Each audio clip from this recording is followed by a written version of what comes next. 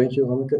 Thank you, Philip, also for your introduction on this important, I think, method that's used really pretty few times in research on religion and spirituality. I only know about 2 studies that use this method using mobile phones to follow people and to let them fill out questionnaires over time. So a few years ago, when I met you and learned more about this method, I thought it is very needful that we start also such studies in religion, because indeed religion is a lot about meaning making, about our narrative, about all we think about what we experience, but it's also about the experiences itself, and the experience when we go close to the experiences, they can tell us also how religion unfolds over time and reacts on psychology and so on. So it's important for me to present today the first few results, and we are analyzing more about these data. First few results, and the only question I answered today is it possible? And the only 2 questions: is it possible to follow religion and spirituality using this method? And is it variable over time? Because if religion and spirituality are, as many people think, not variable over time, many people think in intrusive studies, then we have no case for religion and spirituality using this method. So if it would work, yeah. This study got a grant from the Stichting Tot Steun VCVGZ, and we used the same overview of religion and suicide to seek for parameters that were available to study, and we especially focused on affective and behavioral aspects and contextual aspects. But today I'll just show you more about affective aspects, because when you see all these parameters of religion, as shown in the previous presentation, then the question is, which of these parameters change over time and with which frequency? For example, religious affiliation will not change so frequently, or being religious or not religious will not change so frequently, but religious feelings and emotions, affective parameters of religion, will change perhaps daily, every hour, who knows?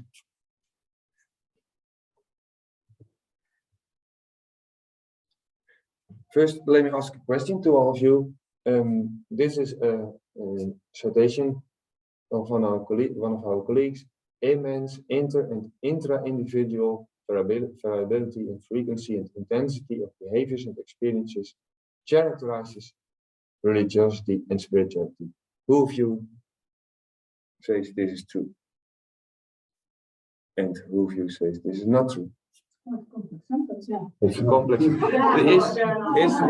Is religion variable over time? Yes. Religious parameters, are they variable? Yes, they are. We all answer it yes. Perhaps because we all know it for ourselves and see it in other people. But the interesting thing is, in research, most of times RS is treated as a constant factor.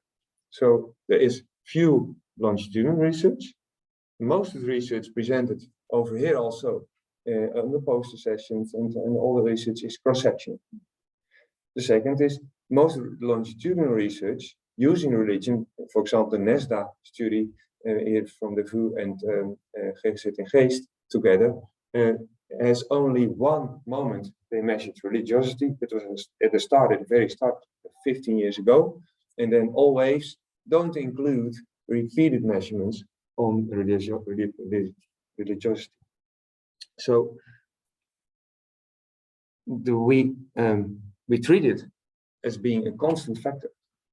And also our questionnaires, when we test them, we do a test and a retest to check if the outcome is different from the previous outcome, and then we say it's not a trustable questionnaire when it differs, when we measure it 2 times in repeat. So it's an important thing that we in our thinking in research, we use religion and religious parameters as being stable over time, and they aren't, I think. So which questions will we pose now? 2 questions. Which aspects of religion and spirituality change within the day, and how do they relate to a lower suicidality or depression, the positive religion and spirituality? And we designed an ESM study to ask these questions to people and follow this over time. We asked 31 patients in outpatient, depressed, all of them with a personal affinity with religiosity and spirituality, because we asked very directly, do you experience support from God? Do you feel close to God? Do you feel inner peace? So people had to have something with a higher power or with God. And we also asked, but I'll not present on that today, because we are analyzing this, with whom are you? Are you people from church? We asked at the end of the day, how many times did you were you active in prayer or at church or other religious activities? So there are more analyses to do. But today I'll tell more about these more effective component. Yeah, the short, in short, this is the protocol. 6 days we followed people, asked them about how they felt. These 3 items I just presented were asked, and 10 times a day. Most of the people filled out this 7 times a day, which is quite good. And at the beginning and the end of the study, we repeated a set of questionnaires, regular questions. And then we found this is for 1 patient. This is only 1 patient to give you an idea how this combines together. You see at the left, you see the root data over time. Each dot is a moment a patient filled out a questionnaire, and you see also that at the bottom 0, 20, 40, and at the right would be 60. 60 possible times people fill it out, 6 days and 10 moments per day. So you see over the time of 6 days unfolding the support people experienced from God. This person experienced from God from 0 to 7. You see also in the second the mood, and especially depressed mood, unfolding over the day. In the third, you see the suicidality unfold over the day.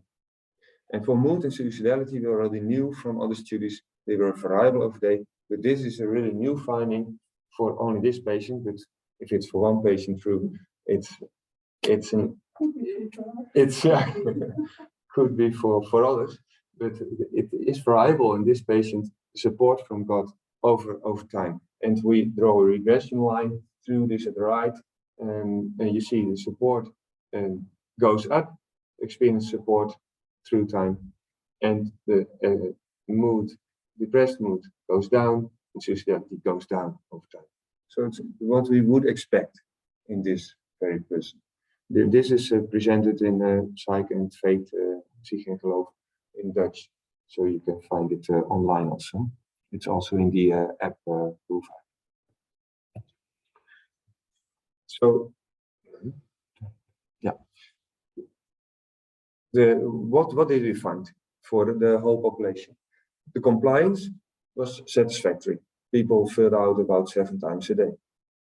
The reactivity and dropout is very limited. We started with 31 patients and 28 completed survey, and we asked very directly, for example, for suicidality, we asked very directly for support from God, and 2 people stopped the study at the beginning because they said about suicidality, it's too much for me.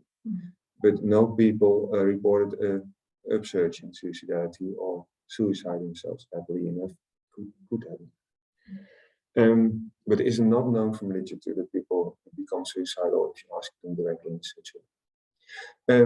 But the LS parameters were clearly unstable over time. Unstable in the sense of variable, but statistically unstable. In minutes or hours. That's a positive thing. Yeah. We often think stable is positive, but the positive thing is we really see that support from God has an affective component, and changes like other people published, like the pattern of affective instability. One would expect, for example, for depressive mood, for joy, for anger, for anxiety. That way also this changes. And what do we see? This is 3 plots from all participants over time. I hope it's good enough. But there are a few participants with flat lines at the end. This is in order of variability over time. We did analysis on the variability. It was significant, and we also saw that the variability didn't decline over time. But it was clear that all these participants had variable, nearly all had variable experienced inner peace over all these days, and the measure of variability differed. And all these persons had also the experience of being close to God, or support from God, that also varied over time. So this is an important first step, using experience sampling for religion and spirituality. It's possible. These parameters are indeed variable over time. And the next question is, and I will not answer it today. Yeah, I can skip this one. The next question is, how do the positive aspects of religion, or negative, but we just measured the positive in this EMA, relate to suicidality and depression? And what we find is that they relate, but we have to do analysis enough to. Okay, this one. Okay. Right. Then we have time for questions, and not only for Bart, but for all the presenters. So feel free to put your questions in the chat, or use your microphone, and then we will hear you. And of course, when you are in the room, you can ask questions as well. I have a question. Yes. Do I understand rightly that this was studied for 6 days? So my question to you and to the last poll is, how do you engage people for a longer period of time? Because it's rather time consuming to do this 10 times a day. So can you engage people to do this 1.5 years? It's an interesting question. Philip, did you hear the question? Okay, the question is, it's quite intensive for people, and when they do this for 6 days, can you motivate them perhaps for doing this longer? But what's behind the question? What do you want to see when you do it longer? These processes of the relation between religion and depressive symptoms, for example, are over much longer periods of time. Yeah. There are 2 answers to this question, but perhaps Philip is more into this question. Philip, it's okay. I'll try a first answer, and you give the more better. The first answer is what you'll see in this week, you'll see in the next week too. The dynamics are within minutes or hours, and I think when you find it in 1 week, really the next week you'll find the next sort of correlations, and when you want to follow up it and the change over time, then you have to repeat it, for example, about half year later. But it's not sensible or statistically significant, or that for the interrelations. When I get depressed today and don't experience support from God any longer, tomorrow it's the same, and then about a week later or 2 weeks later, for me, it will be the same relation. Most. But Philip, Yes, I think that's a good answer. It's often so that if you assume that states differ over time, you have additional periods that you do. If you assuming that you do research in antidepressant use, then you expect an outcome after 6 weeks, for instance. But you're also interested in the pre-post, and you're interested in the first week of side effect development.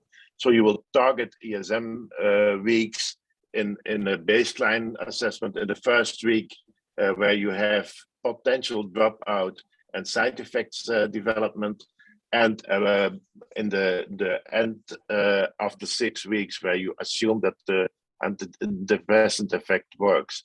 So we have done some studies where people have collected data for 1 or 2 years, but that is extremely exceptional.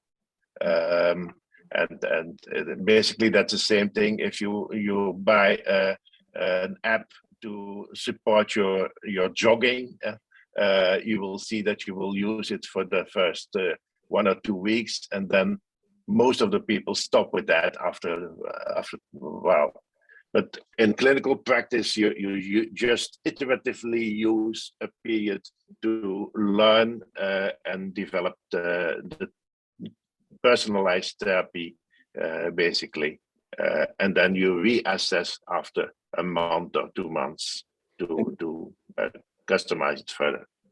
And one of the routes chosen with the Wild and others, they did one of the EMA studies done before on religion. They choose for a longer but a low frequency of study. So they measured several items and changed items over the measurements, so not the same items every day.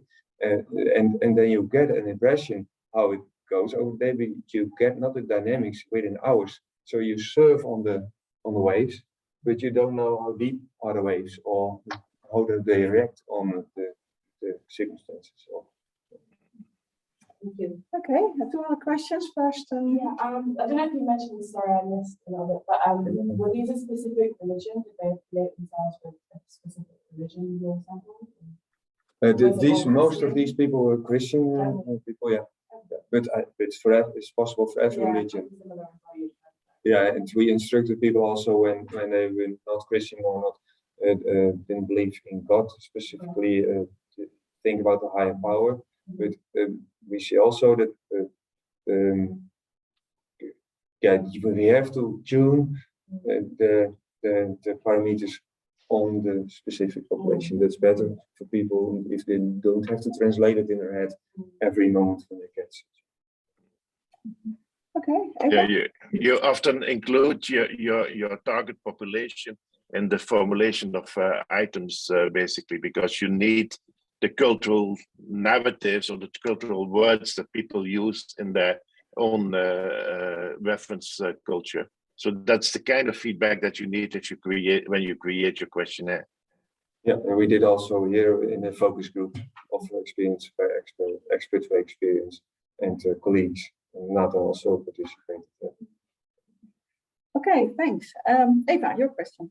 Yeah, I wonder if you only looked into, which is already great, I like the last research, only to support the elements of religion, so support of yeah. Yeah, thanks. And why not negative? There was 2 reasons. The question? Yeah, indeed. The question was why focusing only on positive aspects of God representation. Philip had forbidden to focus No. That's a joke. I have some things Philip had forbidden. Directly to functionality, for example, yeah. but the point is, positive aspects tend to have a more spread variation than negative. Negative is on or off, perhaps more skewed. So for people who score negative aspects, for example, of gut representation, negative effect, when you ask that way, they are more skewed in the outcome. Then positive has more distribution over time within a person. So I've chosen positive because it's better suitable for this research, and the negative ones I included in the evening list. So I have once a day also negative gut representation, and I have to do analysis on that. But is it your impression that negative items are more skewed, or is there empirical evidence for this? No, that's what you often see. If you ask for anxiety, for instance, you often have no anxiety in a normal population, and once in a while a little peak. When you ask for relaxation, for instance, which is a positive item, you will have people will use almost the whole scale always. So that's, yeah. And basically you can say, if you're totally not relaxed, you're in the room of the anxiety maybe. So you have additional items that also go into that. But the primary focus is to find a positive formulation of the items to have the whole scale and the whole scope. Okay, so if you want to assess the range from a little bit anxious or nervous to total panic, you could better assess the level of relaxation. That's what you said. Yes, you have room for 30, 40 items, so you have room to combine a little bit. Yeah, it's different for anxiety, for example, than for gut representations. It's not Anxiety. Yes, of course. Yeah. Anxiety towards guts. Yeah.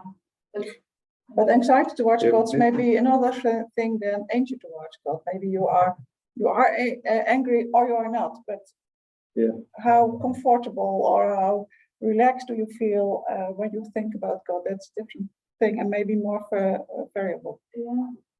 Yeah, and perhaps. But that's only what I'm thinking now. It's not, and perhaps you also get the problem that in gut representation there's a cognitive and conviction part, and there's an affective part. And the affective part we measured, we try to measure, but there's also it hits also the convictions people have about God and the religious struggle. I think that's a lot about, and your feelings not matching your convictions. I think that's another chapter.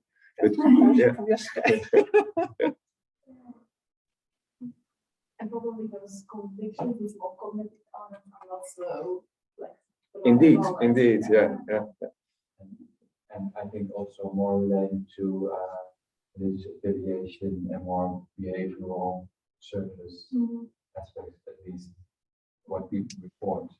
So we are discussing the differences between cognitive and affective aspects of religion, and the affective one seem to be more personal and flexible, and the cognitive ones more related to religious background. Yes, I think the cognitive are more related to culture and the narratives occurring in cultures. Well, the affective are much more personal. I think that's true. Yeah. I know. Or do you have questions for Sis or? Yes, or me? The one who are in the last row. You are invited. You are not obliged, of course. Okay. Are there other questions or points for discussion? Of course, we can. I'm struggling with the concept of this immobility. It's interesting, but at the same time, I'm thinking if you have such a close connection to your clients or patients or whatever you call it, why don't you choose for qualitative research? Because now I have a feeling like you can't really answer the question of effectiveness. You just don't have data. Yeah, I'm still struggling with it. You're struggling with okay. Maybe the question is approach or only like how There were three. There were. You can generalize, you can export the data that amount of patients, right? the question is, why should you use a single case experimental design, which is a quantitative design? And if you use the design for so less patients, why don't you use qualitative data collection? You can use both, I think. Yesterday, the presentation of moral injury, you saw they had a new intervention for moral injury for PTSD, and they looked at the first two participants in that, and I think for that kind of research, it's a single case experimental design is applicable. You can quantify the change over time in therapy, and you can look at the in that case at the weeks. You can look at the working mechanisms and that may be the qualitative more qualitative approach. You can look at the working mechanisms in a therapy. So you can. Yeah, that's true. And that's interesting because then you get a deeper insight with quantitative data. But I have kind of a problem with them saying, like who also did like extrapolating and saying it's effective. That you don't know, that's a question. It's effective. It's effective for that person, but yeah, for that person. But yeah, generalizability is always a limitation, even in a group design. Yeah. I think. From that point of view, it doesn't matter whether or not you're using a single case experimental design, or multiple single cases, or a group. It's often a limit. It's often limited to the group you're focusing on. Maybe to add something, the first article that I read about a single case experimental design was about an intervention for people who had a fear for the dentist. And they include only 4 patients. How do you call it? And they developed an intervention, and then they had their baseline measurements, and then applied the intervention. And whoa, in the graphics you saw, I do not have a pen for this whiteboard, but you said, well, this is a baseline intervention, and then here the line continues. So the value of this design is then that you can make more clearly that the intervention is effective. Because when you ask people, and yes, they have the recall bias.